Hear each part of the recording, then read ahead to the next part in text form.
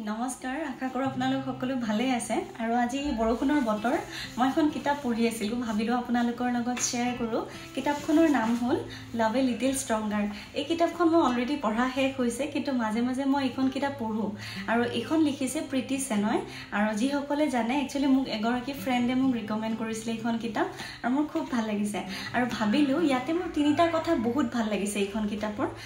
ভাবিলো যে আপোনালোকৰ লগত শেয়াৰ কৰো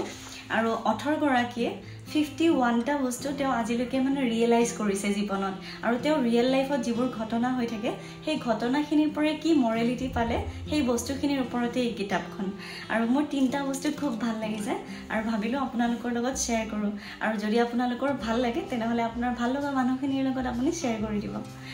তো প্ৰথম পইণ্টটো হ'ল তেওঁ কৈছে যে right every day you need not publish it মানে আপুনি ভাল লাগা যিকোনো বস্তু লিখিব পাৰে কিন্তু আপুনি পাব্লিছ কৰিব নালাগে কতো কিন্তু আপুনি লিখি যাব পাৰে নিজৰ মনৰ ভাৱটো যেনেকৈ জাৰ্নেলিং কৰা হেতু এটা তাৰ পিছত লিখিছে 2 নম্বৰ পইণ্ট যেটো মোৰ ভাল লাগিছে don't get involve in the drama in আদাৰ পিপলছ লাইফ মানে মানুহৰ জীৱনত কি চলি আছে সেইবোৰ খুচৰি নথকাটোৱে ভাল নিজৰ লগত ব্যস্ত থাকক ভাল ভাল কাম কৰক ভাল ভাল চিন্তা কৰক আৰু বেলেগে কি কৰি আছে হেতু গুৰুত্ব দি লাভ নাই আৰু লাষ্ট পইণ্টটো তেওঁ কৈছে যে মিট নিউ পিপল মানে যিমান পাৰে নতুন মানুহ লগ কৰিব লাগে তেওঁ লিখিছে go out and socialise get off the social media stop looking at other people's pictures and thinking about how great their lives are while things are going so' wrong with years মানে কৈছে যে বাহিৰত ওলাই যোৱা মানুহৰ লগত কথা পাতা ছ'চিয়েলাইজ হোৱা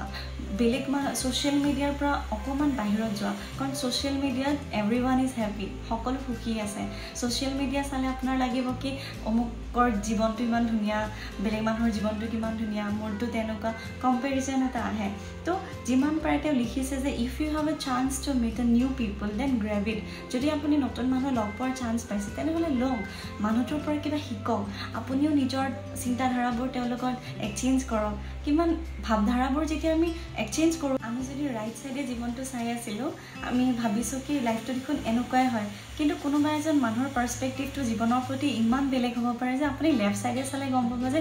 জীৱনটো দেখোন এনেকুৱাও হ'ব পাৰে বা আমি এই পৰিস্থিতিটো যে দেখোন এনেকুৱাকৈও ভাবিব পাৰোঁ বা মোৰ জীৱনত থকা অসুবিধাখিনি দেখোন বেলেগতকৈ বহুত কম